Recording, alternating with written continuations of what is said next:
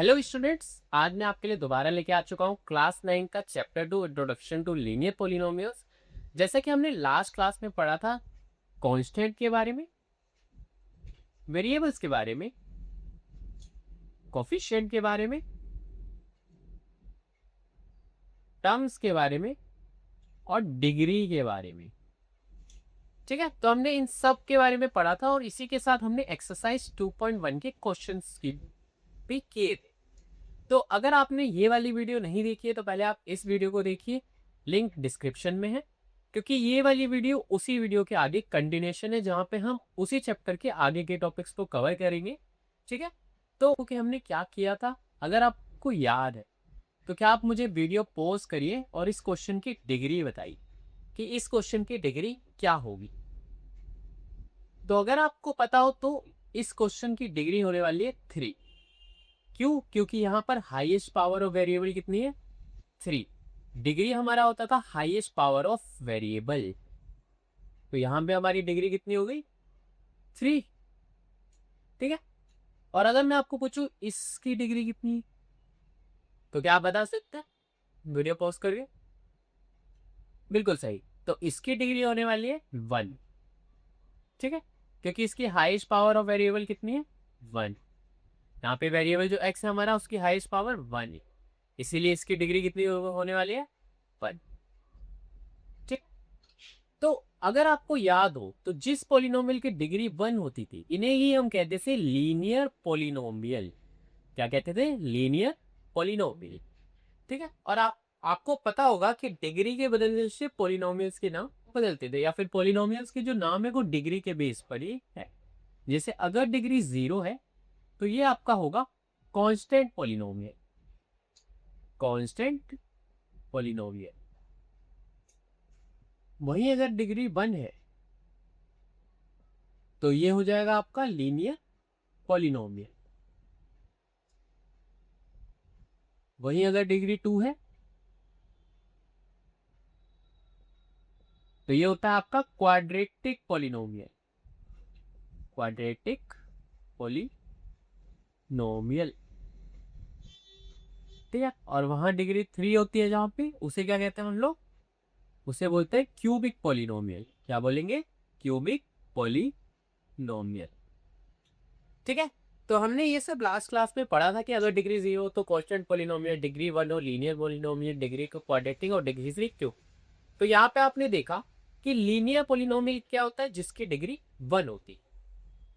तो अब बात करते हैं लीनियर पॉलिनोमियल की। लीनियर पॉलिनोमियल की। ठीक है, ठीक है सर, लीनियर पॉलिनोमियल हमारा होता है a polynomial whose highest power of variable is 1। Highest power of variable is 1, जिसकी हाईएस्ट पावर ऑफ वेरिएबल क्या हो? 1 हो, उसे ही हम लीनियर पॉलिनोमियल कहते हैं। ठीक है, अब मैं आपसे कुछ पूछूंगा तो आप मुझे बताना है कि कुछ पॉलिनोमियल्स यहाँ मैं लिखूंगा और आप मुझे बताएंगे कि क्या वो लीनियर पॉलिनोमियल है या नहीं। तो बताएंगे।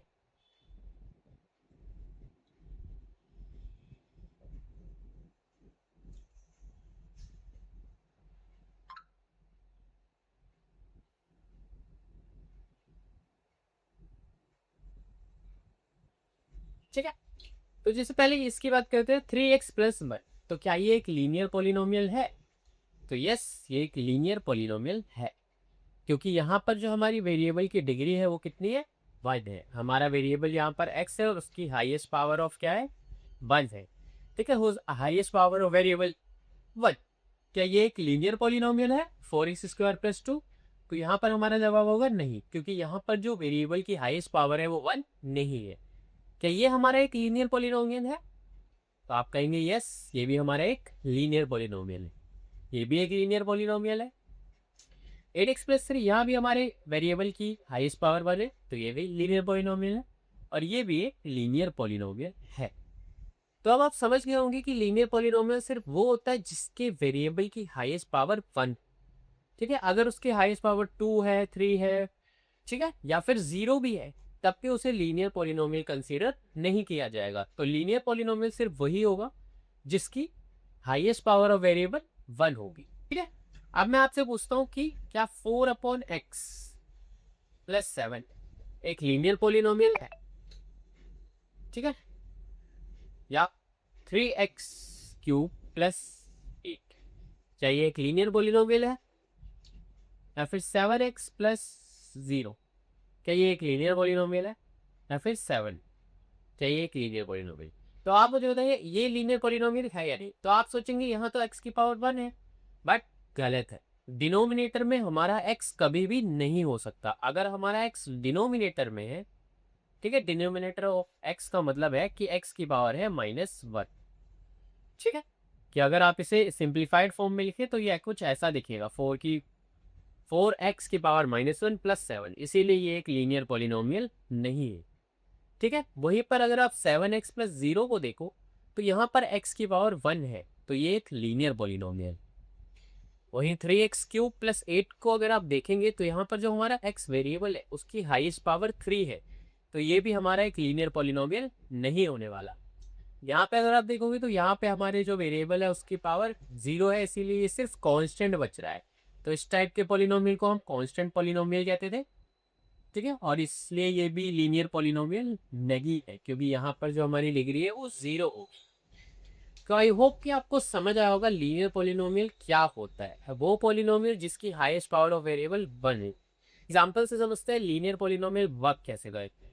ठीक है, तो मान लीजिए हम स्क्वायर के एरिया की बात कर रहे हैं या स्क्वायर के पेरीमीटर की बात कर रहे हैं।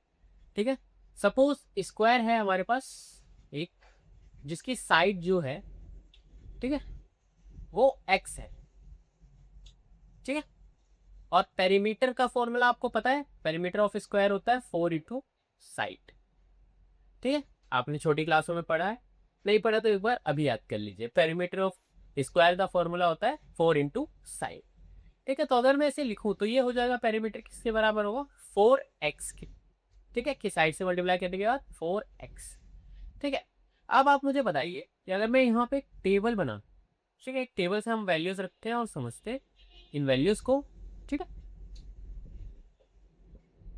ठीक है, जैसे p की वैल्यू और x की वैल्यू, तो ऊपर x की वैल्यू, ठीक है, नीचे p। ठीक है, अगर आप x को 1 लेते हैं कि साइड अगर 1 है तो पेरीमीटर कितना हो जाएगा, 4 मीटर। अगर x को आप 2 मीटर लेते हैं कि 2 मीटर की साइड है तो पेरीमीटर हो जाएगा 8 मीटर। x को अगर आप 3 लेते हैं तो ये हो जाएगा 12 मीटर। x को 4 लेने पर ये हो जाएगा 60 मीटर। तो अगर आप देखें तो x को चेंज करने पर एक फिक्स्ड पैटर्न से हमारा पेरीमीटर भी चेंज हो रहा है। फिक्स्ड पैटर्न का यहाँ पे मतलब है कि वो एक फिक्स्ड अमाउंट से चेंज हो रहा है। जैसे कि हमारा जो पेरीमीटर है वो हर बार 4 के मल्टीपल में चेंज हो रहा है। जैसे पहले हमारा पेरीमीटर 4 था, देन 8 हुआ, देन 12, देन 16। ठीक है, तो इस तरीके से ये पूरा फिक्स्ड पैटर्न दिखा रहे हैं और इसी को हम लोग लीनियर पैटर्न कहते हैं। ठीक है, जब एक फिक्स्ड अमाउंट से x को वेरी करने पे एक फिक्स्ड अमाउंट से सेकेंड पैरामीटर इफेक्ट, इसे हम लीनियर पैटर्न कहते हैं और इसे अब हम समझेंगे क्योंकि हम लीनियर पॉलिनोमियल को समझ गए हैं, ऐसा पॉलिनोमियल जिसकी हाईएस्ट पावर ऑफ वेरिएबल 1 हो। चलिए एक और एग्जांपल से समझते हैं लीनियर पैटर्न को या पॉलिनोमियल। मान लीजिए एक चेस क्लब है जहां पर आपको 200 रुपए देने पड़ते हैं ज्वाइनिंग फीस, 200 रुपीज आपको ज्वाइनिंग फीस देनी पड़ती है और 50 रुपीज आपको पर मैच के देने पड़ते हैं। ठीक है, तो मान लीजिए अगर आपने एक मैच खेला, ठीक है, यहां पे नंबर ऑफ मैचेस और यहां पर अमाउंट। ठीक है, नंबर ऑफ मैचेस और अमाउंट। मान लीजिए आपने एक मैच खेला तो आपको टोटल 250 रुपीज पे करने पड़ेंगे, 200 + 50। अगर आपने 2 मैच खेले तो आपको 300 पे करना पड़ेगा। अगर आपने 3 मैच खेले तो आपको 350 पे करना पड़ेगा। अगर आपने 4 मैच खेले तो आपको 400 पे करना पड़ेगा। तो अगर आप यहाँ पर देखिए तो हमारा जो लीनियर एक पॉलिनोमियल बनेगा वो बनेगा 200 + 5m, 50m। ठीक है, m वहां पे नंबर ऑफ मैचेस हो जाएगा और ये भी एक लीनियर पॉलिनोमियल होगा क्योंकि m की पावर जो है, हाईएस्ट पावर m वेरिएबल की 1 है। तो ये भी क्या हुआ, एक लीनियर पोलिनोमियल। ठीक है, तो जैसे आप जितने मैचेस खेलेंगे उतनी हम की वैल्यू डालिए, आपको पता चल जाएगा। जैसे लेट्स हम पता करना चाहते हैं 10 मैचेस के हमें कितने पे करने पड़ेगी, तो 10 मैचेस के लिए अगर मैं यहाँ पे वैल्यू रख दूँ 50 M10, तो ये हो जाएगा 200 प्लस 500, टोटल 700 रुपीज़ आपको पे करने पड़ेंगे अगर आप 10 मैचेस खेलते हैं। ठीक है, तो आई होप आपको ये एग्जांपल भी समझ आया होगा, और यहाँ पे भी एक लीनियर पैटर्न फॉलो हो रहा है। अब आप समझे कि लीनियर पैटर्न्स क्या होता है। ठीक है, तो अब हम बढ़ते हैं अपने अगले टॉपिक की तरफ, जिसका नाम है लीनियर पैटर्न। ठीक है, लीनियर पैटर्न, तो लीनियर पैटर्न क्या होता है इसे हम समझते हैं। ठीक है, इससे पहले हम समझेंगे एक एग्जाम्पल को। ठीक है, मान लीजिए आपके पास पेन्स है और कॉस्ट, और एक पेन आपको पड़ रहा है 20 रुपीज ईच का। तो जब आप एक पेन खरीदोगे तो आपको वो पड़ेगा 20 रुपीज का। अगर आप 2 पेन खरीदोगे तो आपको पड़ेंगे 40 रुपीज की। अगर आप 3 पेन खरीदोगे तो वो आपको पड़ेगा 60 रुपीज। अगर आप 4 पेन्स खरीदोगे तो वो आपको पड़ेगा 80 रुपीज का। अगर आप 5 पेन्स खरीदोगे तो आपको पड़ेंगे 100 रुपीज। ठीक, तो अगर आप एक चीज नोटिस करो कि यहाँ पर कितना यूनिट चेंज आ रहा है, सिर्फ +1 का। ठीक है, और यहाँ पर अमाउंट में कितना चेंज आ रहा है, +20 का। ठीक है, कि जैसे आपकी एक यूनिट बढ़ती है, ठीक है, तो आपका 20 रुपीज का चेंज आता है। ठीक है, तो जैसे आपने 1 से 2 पेन लिए तो वहां 20 रुपीज से अमाउंट 40 रुपीज हो गया। 2 से 3 पेन लिए तो अमाउंट 40 रुपीज से 60 रुपीज चेंज हो गया। मतलब एक फिक्स्ड वैल्यू से यहाँ पर अमाउंट इंक्रीज हो रहा है, कि हर बार अमाउंट सिर्फ 20 रुपीज ही इंक्रीज हो रहा है। तो ये कोइंसिडेंस नहीं है, ये एक लीनियर पैटर्न है। ठीक है, आ पैटर्न, लीनियर पैटर्न को हम डिफाइन करें तो हम लिखते हैं a pattern in which value increases or decreases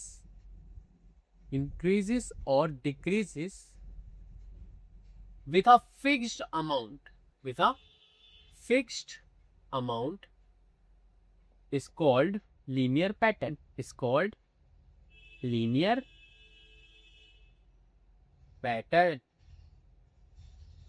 ठीक है, एक ऐसा पैटर्न जिसमें जो वैल्यू है वो इंक्रीज हो रही है या डिक्रीज हो रही है एक फिक्स्ड अमाउंट से, उसे ही हम कहते हैं लीनियर पैटर्न। जैसे कि यहाँ पर हमारा जो वैल्यू है वो हर बार किससे इंक्रीज हो रही है, 20 से, एक फिक्स्ड अमाउंट से। ठीक है, और यहाँ पे हम जब भी एक यूनिट बढ़ाएंगे तो 20 से ही इंक्रीज होगा। ठीक है, every time you increase 1 unit it increases with a fixed amount of ₹20। ठीक है, जैसे अगर मैं यहाँ पे 6 पेन ले लूँ तो ये फिर दोबारा कितना हो जाएगा, 120। तो ये और एग्जांपल्स को देखते हैं जहां पे लीनियर पैटर्न यूज होता है। सेकंड एग्जांपल है हमारा जिप। ठीक है, एक जिप का एग्जांपल लेते हैं। ठीक है, जैसे रियल लाइफ एग्जांपल। ठीक है, कि आप जिम गए, अभी तो एकदम यंगस्टर्स हो आप लोग, टीनेजर्स। ठीक है, तो आप जिम जाने की शौकीन होंगे ही। तो एक रियल लाइफ एग्जांपल लेते हैं, जिम को समझते हैं। कि जिम आप गए और आपने वहां पर वीक वन में आपने मारे 5 पुशअप्स। ठीक है, पहले वीक में आपने 5 पुशअप्स, नेक्स्ट वीक में आपने मारे 10 पुशअप्स। ठीक है, 10 पुशअप्स। फिर वीक 3 में आपने वहां पे मारे 15 पुशअप्स। फिर वीक 4 में 20 पुशअप्स। वीक 5 में आपने मारे 25 पुशअप्स। ठीक है, तो अगर आप देखो तो एवरी वीक, हर हफ्ते आप कितने पुशअप से इंक्रीज कर रहे हो, +5। ठीक है, एक फिक्स्ड अमाउंट से। ठीक है,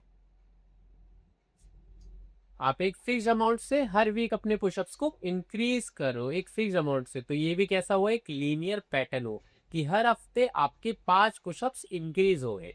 तो क्या ये एक लीनियर पैटर्न है, तो यस, ये एक लीनियर पैटर्न है। ठीक है, आइए एक और एग्जांपल से समझते हैं कि लीनियर पैटर्न और कैसे होता है। तो ये थर्ड एग्जांपल जहां पे आप लीनियर पैटर्न को समझ रहे हैं, एक ऑटो फेयर, ऑटो फेयर मतलब रिक्शे का किराया। ठीक है, मान लीजिए एक रिक्शे का किराया जो बेस फेयर है उसका, मतलब जो एक फिक्स चार्ज है जो वो ₹10 लेता ही लेता है, और उसके बाद जितना भी पर किलोमीटर है, पर किलोमीटर के वो आपसे ले रहा है ₹8। ठीक है, तो अगर आप 1 किलोमीटर ट्रेवल कर रहे हैं तो आपको कितने रुपए पे करने पड़ेंगे? आपको पे करने पड़ेंगे ₹18, क्योंकि ₹10 उसका फिक्स चार्ज है और ₹8 आपको पे करने पड़ेंगे, ₹18। अगर आप 2 किलोमीटर ट्रेवल करते तो आपको कितना पे करना पड़ेगा? 10 plus 8 multiplied 2 which is 10 plus 16 मतलब ₹26।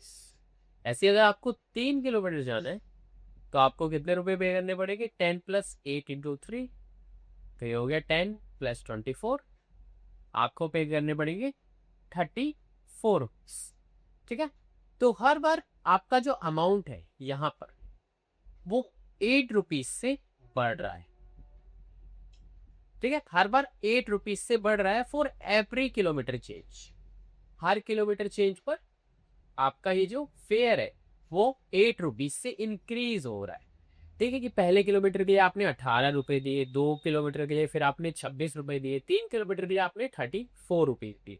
तो इस तरीके से आपका जो फेयर है वो इंक्रीज होता जाता है। तो यहाँ पे जो अमाउंट है हमारा, उसके लिए अगर हम एक पैटर्न लिखें तो उसे हम लिखेंगे ₹10 प्लस 8 एन, एन लिख लीजिए, n a number of kilometre कि कितना किलोमीटर आपको जाना है। ठीक है, तो चाहे 1 किलोमीटर जाना है तो 1 लिख दीजिए, 2 जाना है तो आप इसी तरीके से 26 आ जाएगा, 3 जाना है तो 34 आ जाएगा। अगर जनरली पूछो मैं आपसे 10 किलोमीटर के कितने लेंगे, या मान लीजिए 12 किलोमीटर के कितने लेगा, तो आप यहाँ पे एन की जगह 12 रख देंगे। 10 प्लस 8 मल्टीप्लाइड 12, तो ये आ जाएगा 10, 12 8 जा 96, ये आपका हो गया ₹106। तो 12 किलोमीटर के लिए वो आपसे चार्ज करेगा कितना? ₹106। ठीक है, तो अब मैं आपको एक पैटर्न दे रहा हूं, तो आप मुझे बताना क्या ये एक लीनियर पैटर्न है या नहीं। बताइए, क्या ये एक लीनियर पैटर्न है या नहीं है? वीडियो को पॉज करिए और सोचिए। तो अगर आप देखें यहां से यहां पर जब आप गए तो यहाँ पे +2 हुआ, यहां से यहाँ गए तो +4 हुआ, यहां से यहाँ गए +8 हुआ, यहां से यहाँ जाने पर +16 हुआ। तो ये एक लीनियर पैटर्न नहीं है, क्योंकि यहाँ पर एक फिक्स्ड अमाउंट से नहीं हो रहा इंक्रीज या डिक्रीज वैल्यू का। तो ये एक लीनियर पैटर्न नहीं है। ठीक है, ऐसे आप कोई और सा एग्जांपल में अगर आपसे पूछूं 2 4 6 8 10 12 सो, क्या ये एक लीनियर पैटर्न है? तो आप कहेंगे हाँ ये एक लीनियर पैटर्न है, क्योंकि यहाँ आप जितनी बार देखोगे हर जगह +2 का चेंज है। तो ये एक फिक्स अमाउंट है जिससे ये हर बार चेंज हो रहा है। ठीक है, तो ये एक लीनियर पैटर्न है क्योंकि यहाँ पर हमारा फिक्स अमाउंट से वैल्यू चेंज हो रही है, इंक्रीज या डिक्रीज हो रही है। ठीक है, ये एक लीनियर पैटर्न है। ठीक है, तो अब बात करते हैं लीनियर इक्वेशन के बारे में। लीनियर इक्वेशन, तो लीनियर इक्वेशन क्या होता है? ठीक है, तो जहां भी इक्वेशन वर्ड आ जाए समझिए इक्वालिटी का साइन आने वाला है। ठीक है, जो हमारा लीनियर पॉलिनोमियल होता है वो सिर्फ बिना इक्वालिटी के साइन एक पॉलिनोमियल होता है। ठीक है, क्योंकि पॉलिनोमियल क्या है? पॉलिनोमियल एक अलजेब्रिक एक्सप्रेशन है और एक्सप्रेशन में कोई भी इक्वालिटी का साइन नहीं आता। लेकिन वही मैं अगर इसे इक्वेट कर दूं 2x + 3 = 7, तो ये एक लीनियर इक्वेशन बन जाएगा, क्योंकि यहाँ पे अब हमारा इक्वालिटी का साइन आ गया है। ठीक है, तो लीनियर इक्वेशन क्या होती है? व्हेन आ लीनियर पॉलिनोमियल, ठीक है, लीनियर इक्वेशन है तो लीनियर ही पॉलिनोमियल होने चाहिए। Linear polynomial is equated to a constant, equated to a constant. जब लीनियर पॉलिनोमियल को इक्वेट कर दिया जाए एक कांस्टेंट के साथ, तब वो मिलके लीनियर इक्वेशन बनाता है। ठीक है, आइए हम इसे एक एग्जांपल से समझते हैं लीनियर इक्वेशन को और अच्छे से। मान लीजिए कि 2 नंबर से x, ठीक है, 2 नंबर से आपके पास, ठीक है, आपको नहीं पता, 2 नंबर से 1 नंबर प्लस सेकंड नंबर, ठीक है, जिसे जोड़कर आपको आ रहा है 64, ठीक है। और आपके पास जो सेकंड नंबर है वो 10 ज्यादा है 1 नंबर से, मतलब पहले नंबर से 10 ज्यादा है हमारा सेकंड नंबर, ठीक है। तो हम क्या करेंगे, हम पहले नंबर को x मानेंगे, ठीक है, और सेकंड नंबर हमारा क्या हो जाएगा x प्लस 10, ठीक है। जो सेकंड नंबर है वो पहले नंबर से 10 ज्यादा है, 1 नंबर प्लस 10। तो हमारा अगर लेट हम पहले नंबर को x माने तो हमारा दूसरा नंबर क्या हो जाएगा x प्लस 10, और दोनों को प्लस करके कितना है x प्लस 10 इक्वल टू 64, कि ये हमारा फर्स्ट नंबर, ये हमारा सेकंड नंबर, दोनों को प्लस करके कितना आ रहा है 64। तो अगर आप इसे सॉल्व करें तो ये आ जाएगा 2x प्लस 10 इक्वल टू 64। ये 10 यहाँ का प्लस का है, वहां जाकर माइनस हो जाएगा, आपने पढ़ा ही होगा साइड चेंज साइन चेंज, ठीक है। तो यहाँ पे आ गया 54x डिवाइड बाई 2, यहाँ 2 मल्टीप्लाई में वहां डिवाइड में, तो x की वैल्यू आ जाएगी 27। इसका मतलब आपका पहला नंबर होने वाला है 27 और दूसरा नंबर होने वाला है 27 plus 10 which is equal to 37। तो जब आप इन दोनों को सम करोगे तो आपको 64 ही मिलने वाला है। तो इस तरीके से लीनियर इक्वेशन हमें हमारी मदद करती है कुछ सॉल्यूशंस को फाइंड करने में जो हमारे लिए हेल्पफुल हो। जैसे कि यहाँ पे हमें दोनों ही नंबर नहीं पते थे कि पहला नंबर कौन सा होगा, सेकंड नंबर कौन सा होगा, लेकिन हमने लीनियर इक्वेशन, आप देख सकते हैं हमारी जो इक्वेशन बनी है यहाँ पे उसकी हाईएस्ट पावर ऑफ वेरिएबल 1 है, इसीलिए हमने इसे लीनियर इक्वेशन से सॉल्व किया।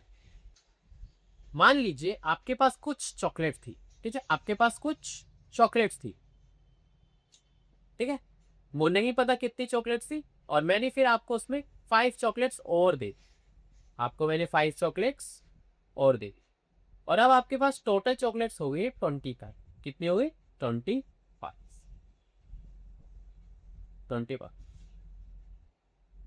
तो अगर आप इसे इक्वेशन में लिए, जो चॉकलेट्स आपको नहीं पता उसे x मान लीजिए, जो चॉकलेट्स आपको पता है मैंने दिया 5 उसे लिख लीजिए, और टोटल आपके पास हो गए 25। तो ये x यहाँ के प्लस का है 5, वहां जाकर माइनस, तो 25 माइनस 5, तो आपको पता चल जाएगा आपके पास पहले कितनी चॉकलेट्स थी 20, ठीक है।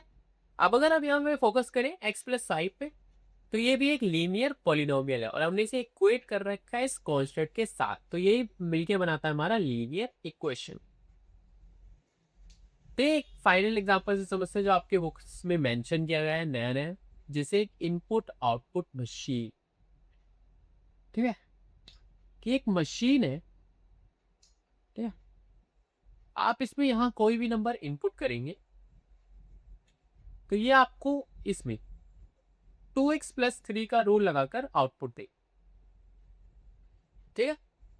तो मान लीजिए अगर आप इनपुट कर रहे हैं 2, तो आपको आउटपुट क्या मिलने वाला है, यहां पर अगर आप आउटपुट देखें 2 डालने पर, तो 2 2 4 प्लस 3 7, तो आपको आउटपुट मिलेगा 7।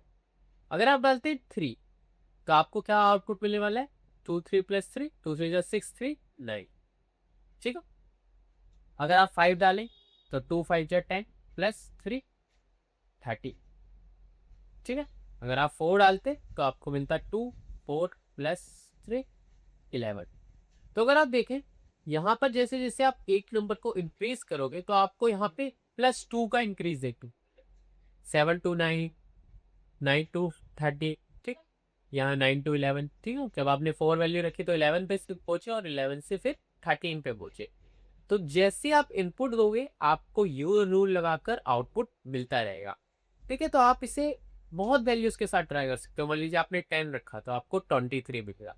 तो हर बार ये इनपुट आउटपुट मशीन क्या कर रही है, इस पे ये रूल अप्लाई कर रही है और आपको आउटपुट दे रही है। तो ये एक तरीके का लीनियर रिलेशनशिप बता रहा है, ठीक है, कि आप x की जो भी वैल्यू रखोगे आउटपुट आपको उसके हिसाब से ही मिलने वाला है जब उस पर ये रूल अप्लाई होगा। तो यही थी हमारी इनपुट आउटपुट मशीन। तो हमने सीखा कि लीनियर पॉलिनोमियल क्या होता है, लीनियर पैटर्न क्या होता है, लीनियर इक्वेशन क्या होता है। तो अब हम एक्सरसाइज 2.2 के क्वेश्चंस करने के लिए बिल्कुल तैयार है। अगर आपने ये तीनों चीजें समझ ली है कि लीनियर पॉलिनोमियल पैटर्न और इक्वेशन क्या होता है, ठीक है, तो अब हम स्टार्ट करने वाले एक्सरसाइज 2.2 के क्वेश्चंस। तो आप अपने कॉपी पेन लेके हो जाइए रेडी, स्टार्ट करते हैं। तो चलिए स्टार्ट करते हैं एक्सरसाइज 2.2 के क्वेश्चंस। तो हमारा पहला क्वेश्चन है find the value of the linear polynomial 5x - 3। तो हमारा जो लीनियर पॉलिनोमियल है वो है 5x - 3 और हमें उसकी वैल्यू बतानी है जब x = 0 हो, x = -1 हो और x = 2 हो। तो सबसे पहले x इक्वल टू 0, मतलब इसमें हमें बेसिकली इस लीनियर पॉलिनोमियल में इन वैल्यूज को सब्स्टिट्यूट करना है। सब्स्टिट्यूट मतलब रखना है। तो जैसे x की जगह हमें 0 बोला है तो हम x की जगह 0 रख देंगे। तो जब यहाँ पे ध्यान रखना कि अगर माइनस है तो ये 5 0 0, ये 0 हो जाएगा, 0 माइनस 3, तो आंसर आएगा माइनस का 3। ठीक है, नेगेटिव साइंस का ध्यान रखना। अगर आप यहाँ पे जैसे नेगेटिव साइन में थोड़ा सा आपका गलत आंसर हो सकता है, तो आप पहले से ध्यान रखेंगे कि आप ब्रैकेट यूज करें, उससे आपको आसानी होगी कि नेगेटिव साइन में मिस्टेक्स नहीं होगी जब भी आप सब्स्टिट्यूशन कर रहे होगी। तो जैसे यहाँ पे हमारा आंसर -3 आया, अब हम x की वैल्यू -1 रखते हैं। तो 5 x की जगह हमने रखा -1 -3। तो यहाँ पे मैंने एक ब्रैकेट लगाया ताकि मुझे पता चले कि ये जो -1 है वो नेगेटिव साइन का है। अब 5 से -1 मल्टीप्लाई हो तो ये माइनस का 5 बनेगा और यहाँ -3। अब माइनस माइनस हमारा प्लस होता है जो हमने इंटीजर के कॉन्सेप्ट में पढ़ रखा है, तो -8 हमारा आंसर होने वाला। ठीक है। अब यहाँ पे सॉल्यूशन x की वैल्यू 2 रखनी है हमें। तो अब हम अगर x की वैल्यू 2 रखेंगे तो 5x की जगह 2, लेकिन पहले हम पॉलिनोमियल को लिख लेते हैं 5x - 3। 5x की जगह 2 -3, तो यहाँ पे आ जाएगा 10 - 3, तो आंसर आने वाला है 7। ठीक है, तो ये क्वेश्चन बहुत सिंपल था जिसमें हमें एक लीनियर पॉलिनोमियल दे रखा था और हमें सिर्फ x की वैल्यू को सब्स्टिट्यूट करना। बस यहाँ पर बच्चे जो कॉमन मिस्टेक्स करते हैं आप लोग, तो वो ये करते हो कि आप माइनस के साइन में कंफ्यूज हो जाते हो। जब अब अगर ब्रैकेट नहीं लगाओगे तो आप क्या करोगे, सीधा इससे मल्टीप्लाई कर दोगे और फिर यहाँ पे गलती कर देते हो।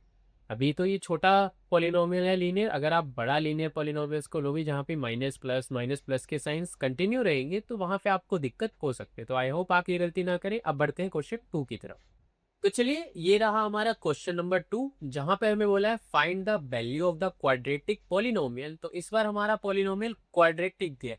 तो क्वाड्रेटिक पॉलिनोमियल कौन सा होता था, जिसकी highest power of the variable 2 हो, यानी उसकी डिग्री 2 होती थी, उसे हम क्वाड्रेटिक पॉलिनोमियल कहते थे। तो यहाँ पर हमें दोबारा से वैल्यूज को सब्स्टिट्यूट करना है। जैसे फर्स्ट हमें बोला है एस की वैल्यू 0 रखने के लिए, तो चलिए रख के देखते हैं। तो वैल्यू सब्स्टिट्यूट करते टाइम आप ब्रैकेट्स का यूज करना, आपको आसान पड़ेगा। 4 0 प्लस 6, तो आपको पता है यहाँ पे 0 आएगा और ये कंप्लीट टर्म हमारा 0 से मल्टीप्लाई होकर 0 बन जाएगा। यह भी 4 0 से मल्टीप्लाई होकर 0 बन जाएगा, बचेगा प्लस का 6। तो यहाँ पे हमारा जो आंसर आने वाला है वो है 6। ठीक है, यहाँ पे देखिए जब हमारी वैल्यू कितनी है -3, आप वीडियो को पॉज भी कर सकते हैं और खुद से सॉल्व करके देखिए और फिर आप आंसर यहाँ पर चेक आउट कर सकते हैं। तो यहाँ पर अगर हम फोकस करेंगे तो हमारा आंसर कितना आएगा, पहले हम पॉलिनोमियल लिख लेते हैं 7² - 4s + 6। तो यहाँ पे s² की जगह हमने क्या रखा, s की जगह -3 का स्क्वायर -4 -3 + 6। ठीक है, अब यहाँ पे ध्यान रखना -3 का स्क्वायर एक पॉजिटिव नंबर आएगा, मतलब यहाँ पे 7 9 आ जाएगा और ये -4 इससे मल्टीप्लाई होकर ये भी क्या बन जाएगा, प्लस का 12। माइनस से माइनस कट जाएगा, -4 × -3 -12, तो माइनस कट गया, मतलब +12 + 6। तो यहाँ पे आ जाएगा 63 + 80। तो 63 और 18 मिला के हमारा हो जाएगा 81 आंसर। ठीक है, तो आपको यही ध्यान रखना है। कई लोग यही गलती करते हैं, यहाँ पे वो आंसर मल्टीप्लाई करते टाइम -12 लिख देते हैं और फिर गलत आंसर आ रहा होता है। तो आपको सब्स्टिट्यूशन करते वक्त ध्यान रखना है आप ब्रैकेट का यूज करें ताकि आप उसे इजीली कर पाए। यहाँ पे देखिए s = 4 जब हमें दे रखा है, तो यहाँ पर अगर आप देखेंगे 7² - 4s + 6 को अगर हम वैल्यू पुट करें, s की वैल्यू सब्स्टिट्यूट कर दें, तो 7 4 का स्क्वायर -4 4 + 6, तो 7 4 का स्क्वायर होता है 60। तो यहाँ ब्रैकेट का यूज कर लेंगे, 60 - 4 4 जा 16 + 6, तो 16 से जा हमारा होता है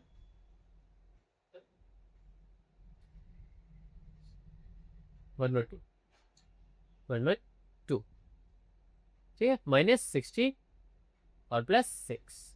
तो पहले ये जो प्लस का नंबर है और ये भी प्लस का नंबर है, दोनों को ऐड कर लो, 118 - 60, तो आसान होगा, आपका आंसर आ जाएगा 102। तो ये आपके आंसर होने वाले हैं। ठीक है, तो find the value of the quadratic polynomial. ये जो सेकंड क्वेश्चन था, हमने क्वाड्रेटिक पॉलिनोमियल में वैल्यू सब्स्टिट्यूट करके आंसर्स को फाइंड आउट करने। जब हमारी एस की वैल्यू 0 थी तो हमारा आंसर था 6, जब हमारी एस की वैल्यू -3 थी हमारा आंसर था 81, और जब एस की वैल्यू 4 थी हमारा आंसर था 102। बढ़ते हैं हम अपने तीसरे क्वेश्चन की तरफ, जो question the present age of Salil's mother. ये question exam point of view से बहुत ज़्यादा इंपॉर्टेंट क्वेश्चन है कि एग्जाम में ये क्वेश्चन आपको देखने को मिलेंगे ही मिलेंगे ऐसे। तो हम इस क्वेश्चन पे फोकस करते हैं। तो क्वेश्चन क्या रहा है पहले उसे समझते हैं। The present age of Salil mother, की जो सलील की माँ है उनकी जो प्रेजेंट एज अभी जो आयु है वो 3 टाइम्स है सलील प्रेजेंट एज से। इस सलील की एज से उनकी प्रेजेंट एज 3 टाइम्स ज्यादा है, और after 5 years their ages will add up to 70 years. और अगर 5 साल बाद उन दोनों की एज को प्लस कर दिया जाए तो उनकी एजिस का जो सम है वो 70 ईयर्स हो जाएगा। तो अब हमें उनकी प्रेजेंट एज निकालनी है। ठीक है, तो सबसे पहले हमें गिवन क्या है, लेट। ठीक है, गिवन है हमें, ठीक है, लेट नहीं करना, हमें गिवन है क्या, सबसे पहले प्रेजेंट एज ऑफ सलील। सलील की प्रेजेंट एज को क्या मान लीजिए, एक्स मान लीजिए। Present age of Salil mother, Salil की मदर की एज कितनी हो जाएगी, अगर सलील की एज एक्स है तो उसका 3 टाइम्स, मतलब 3x। ठीक है, अब उसने बोला आफ्टर 5 ईयर्स, कि 5 ईयर्स बाद क्या हो जा रहा है, दोनों की एज प्लस करने पे 70 आ रहा है। तो सबसे पहले आफ्टर 5 ईयर्स बाद साहिल की एज कितनी हो जाएगी, सलील की, सलील एज, सलील की एज हो जाएगी हमारी x+5, और सलील मदर एज कितनी हो जाने वाली है, सलील की मदर की एज हो जाएगी हमारी 3x+5। ठीक है, अब दोनों को प्लस करके 70 आ, इतना 70। तो आइए समझते हैं दोनों को हम अकॉर्डिंग टू क्वेश्चन इक्वेशन को लिख देंगे कि x+5 प्लस 3x+5 को जोड़ने पे हमारा 70 आ। ठीक है, तो जैसे आप ब्रैकेट्स को ओपन करोगे ये x इसके साथ प्लस हो जाएगा, तो ये मिलके बनेंगे 4x, और ये +5 इधर प्लस होके 4x+10 बन जाएगा। ठीक है, तो फिर ये 10 यहाँ प्लस का है, वहां जाके माइनस का हो जाएगा, तो जब वहां से आप 70 - 10 करेंगे आपका आंसर आएगा 60। देन यहाँ 4 मल्टीप्लाई में वहां जाके डिवाइड में हो जाएगा, तो 4 से जब 60 को डिवाइड करेंगे तो आपका आंसर कितना आने वाला है, 50, x = 50। अब अगर आप इधर प्रेजेंट एज में वैल्यूज को रख दें तो आपको पता चल जाएगा, अगर सलील की एज 15 ईयर्स है तो उसकी मोम की एज उसका 3 टाइम्स मतलब 45 ईयर्स होगी। और 5 साल बाद अगर आप देखो तो इसकी एज हो जाएगी 70 और इनकी एज हो जाएगी 50, तो उन दोनों की एज का सम भी 70 आ जाएगा। तो इस तरीके से हमने उनकी प्रेजेंट एजेस निकाल ली, जबकि हमें कुछ ज़्यादा नहीं पता था, बट हमें लीनियर पॉलिनोमियल्स का यूज़ करना आता था। तो आप देख सकते हो x+5 भी एक लीनियर पॉलिनोमियल है और 3x+5 भी एक लीनियर पॉलिनोमियल है। आई होप आपको ये क्वेश्चन समझ आया होगा। अब बढ़ते हैं क्वेश्चन नंबर 4 की तरफ। तो चलिए अब करते हैं question number 4। The differences between two positive integer is 63, the ratio of the two integer is 2:5, find the two integer. कि जो रेशियो दे रखा है आपको दो पॉजिटिव इंटीजर्स का, वो दे रखा है 2:5। ठीक है, और आपको बोला है कि उन दोनों का डिफरेंसेस मतलब सब्ट्रैक्शन करोगे तो आपको मिलेगा 63। ठीक है, तो हम देखते हैं। तो आप क्या करिए, लेट कर लीजिए, एक को स्मॉल इंटीजर मान लीजिए और एक को बिग इंटीजर, एक को स्मॉल इंटीजर और एक को बिग इंटीजर। ठीक है, तो ये जो इससे आपने स्मॉल इंटीजर माना है ये हो जाएगा 2x, और बिग इंटीजर 5x मान लेते हैं। और अब अगर आप अकॉर्डिंग टू क्वेश्चन के अकॉर्डिंग देखें 80 तो 5x - 2x आपको कितना दे रखा है, 63। तो ये हो जाएगा 3x, ये हो 63। तो आपका x ये 3 मल्टीप्लाई में यहाँ जाके डिवाइड में, 3 2 6, 3 1 3, तो ये आ जाएगा x = 21। तो अब अगर आप यहाँ से इंटीजर निकालें तो आपका जो स्मॉल इंटीजर होने वाला है वो होने वाला है 42 और दूसरा 105। और अब अगर आप इन्हें माइनस करके देखें तो आपका डिफरेंस एक्चुअली में 63 आएगा। इसका मतलब हमारी कैलकुलेशन बिल्कुल सही है। अब बढ़ते हैं क्वेश्चन नंबर 5 की तरफ। तो क्वेश्चन नंबर 5 हमारा कह रहा है, Ruby has 3 times as many 2 rupees coin as she has 5 rupees coin. इसका मतलब रूबी के पास 3 गुना ज्यादा सिक्के 2 रुपए की जितने उसके पास 5 रुपए के सिक्के हैं। If she has total of rupees 88, अगर उसका टोटल 88 रुपीज है तो उसके पास कितने सिक्के किस टाइप के होंगे। तो सबसे पहले हम लेट कर लेते नंबर ऑफ 5 रुपीज को, कि 5 रुपीज के कॉइन्स उसके पास कितने, एक्स। ठीक है, तो उसके पास 2 रुपीज के कॉइन कितने हो जाएंगे, जितने उसके पास 5 रुपए के सिक्के हैं उससे 3 गुना ज्यादा उसके पास 2 रुपए के सिक्के। तो 2 रुपीज के कॉइन उसके पास हो जाएंगे 3x। ठीक है, अब हमें बोला गया अगर उसके पास टोटल 88 रुपीज है तो अकॉर्डिंग टू क्वेश्चन हम इक्वेशन लिख देंगे। ठीक है, तो 5 रुपीज का सिक्का है तो नंबर ऑफ सिक्के x प्लस 2 रुपए के सिक्के हैं 3x equal to total rupees कितने उसके पास 88। ठीक है, तो ये हो जाएगा 5x, ये हो जाएगा 2 3 जा 6x इक्वल टू 88 आवर्स। तो ये हो गया 11x इक्वल टू 88 रुपीज। तो x आ गया आपका 88 डिवाइड बाय 11, तो x आने वाला है आपका 8 का, आपका x आया 8। इसका मतलब उसके पास 5 रुपीज के कॉइन्स कितने, 8 कॉइन्स, और उसके पास 3 रुपीज के कितने कॉइन है, 3 8 जा 24 कॉइन्स। ठीक है, तो इस तरीके से हमें पता चल गया कि उसके पास कौन से सिक्के कितने ने। तो 5 रुपए के उसके पास 8 सिक्के और 2 रुपए के उसके पास 24 सिक्के। और इसका यूज हमने कैसे निकाला, लीनियर पॉलिनोमियल को यूज करके। यहाँ भी देख लीजिए हमारी highest power of variable x क्या है, 1। तो चलिए बढ़ते हैं क्वेश्चन नंबर 6 की तरफ। अब हम बात करने वाले क्वेश्चन नंबर 6 की। तो क्वेश्चन नंबर 6 कह रहा है a farmer cuts a 300 feet fence into 2 pieces of different sizes. देखिए कि एक फार्मर है, उसने 300 फीट फेंस को 2 पीसेस में काटा है डिफरेंट साइजेस के। द लॉन्गर पीस, जो लॉन्गर पीस है वो 4 टाइम्स लॉन्ग है, 4 गुना बड़ा है किससे, शॉर्टर पीस से। तो हमें बताना है कितने लॉन्ग होंगे वो दोनों पीसेस। ठीक है, तो हम लेट करेंगे, सबसे पहले लेट कर लो शॉर्टर पीस तुम्हारा, शॉर्टर पीस को एक्स सेलेक्ट कर लो और लॉन्गर पीस उसका 4 टाइप्स है, तो लॉन्गर पीस हो जाएगा तुम्हारा 4x। ठीक है, अब टोटल उन दोनों को 300 फीट है तो दोनों को प्लस कर लेते हैं अकॉर्डिंग टू क्वेश्चन। ठीक है, the 4x plus x equal to 300, तो 5x इक्वल टू 300। तो x हमारा 300 डिवाइड बाय 5, तो ये आ जाएगा x आ जाएगा हमारा 60। ठीक है, तो इसका मतलब जो हमारा शॉर्टर पीस है वो 60 फीट का होगा और जो लॉन्गर पीस है वो 240 फीट का होगा। तो देखा हमने लीनियर पॉलिनोमियल यूज करके इस आंसर को भी कितनी जल्दी कैलकुलेट कर लिया। तो चलिए बढ़ते हैं इस एक्सरसाइज के लास्ट क्वेश्चन, क्वेश्चन नंबर 7 की है। अब हम बात करते हैं क्वेश्चन नंबर 7 की। तो क्वेश्चन नंबर 7 हमें कह रहा है if the length of a rectangle, की जो रेक्टेंगल की लेंथ है वो 3 मोर देन ट्वाइस, कि वो 3 ज्यादा उसके ट्वाइस से उसकी विड्थ के, और अगर पेरीमीटर 24 सेंटीमीटर है तो डायमेंशन क्या होगी रेक्टेंगल की। तो आसान तरीका है, आप क्या सबसे पहले लेट विड्थ, विड्थ को लेट कर लीजिए। विड्थ ऑफ रेक्टेंगल कितनी हो जाएगी x, और लेंथ ऑफ रेक्टेंगल हो जाएगी 2x twice 2x plus 3, 3 more than twice.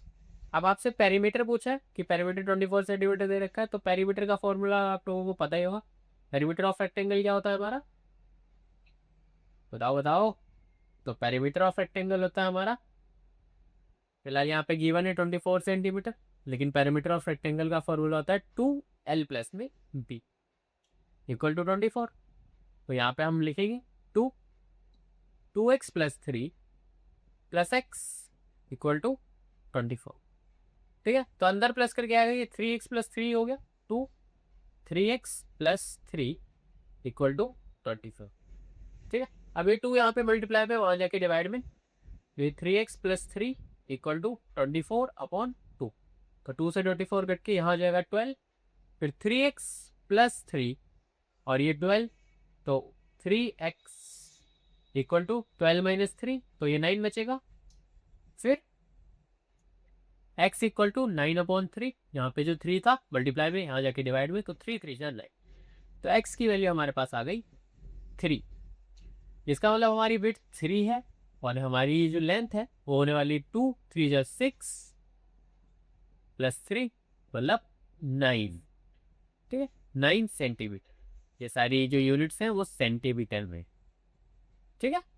तो विड्थ हमारी आ गई 3 सेंटीमीटर और लेंथ हमारी आ गई 9 सेंटीमीटर। तो यहाँ भी हमने लीनियर पॉलिनोमियल्स का यूज करके इसे फाइंड आउट कर लिया। तो आज की क्लास में हमने पढ़ा कि लीनियर पॉलिनोमियल क्या होता है, लीनियर इक्वेशन क्या होता है, लीनियर पैटर्न्स क्या होते हैं, और उसी के बेस पर हमने एक्सरसाइज 2.2 के सारे क्वेश्चंस कंप्लीट किए। आई होप आपको ये वीडियो अच्छा लगा होगा। अगर थोड़ी भी आपको इस वीडियो से हेल्प मिली है तो प्लीज़ वीडियो को लाइक कर देना और कमेंट में अपने डाउट्स और कमेंट में होमवर्क क्वेश्चन का आंसर ज़रूर देना, ठीक है। I hope you like this content और इसके आगे की वीडियोस टाइमली आती रहेंगी। तो सब्सक्राइब भी कर लेना इस चैनल को और बेल नोटिफिकेशन को ऑन कर लेना। सितंबर तक हम